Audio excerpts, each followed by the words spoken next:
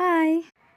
এই যে বড়, বড় ট্রেগুলো রয়েছে, এর মধ্যে কিন্তু ধনেপাতা আর পালং শাক রয়েছে।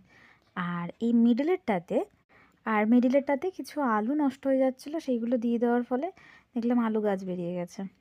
আর সামনে ছোট টবগুলোতে কিছু ফুল গাছ আছে, যেগুলো যখন ফুটবে তখনই তোমাদের দেখাবো, কেমন? এই গাছটা হলো একটি বিশেষ ধরনের কুমড়ো গাছ। বলো তো এই গাছটার নাম কি? জানলে কিন্তু অবশ্যই কমেন্টে জানাবে। আমাদের শীতের এই গাছগুলো তোমাদের কেমন লাগছে অবশ্যই জানাতে ভুলো না। আর লাইক, কমেন্ট, সাবস্ক্রাইব আর শেয়ার কিন্তু অবশ্যই করবে। আচ্ছা এই গাছগুলো ছাড়াও কিন্তু আরও কিছু গাছ রয়েছে। কিছু লঙ্কা গাছ রয়েছে, কিছু বেগুন গাছ রয়েছে। অনেক ছোট ছোট লাগিয়েছিলাম, এখন একটু একটু বড় হয়েছে, কিন্তু এখনও অবধি লঙ্কা বা বেগুন কোনোটাই কিন্তু গাছে ধরেনি।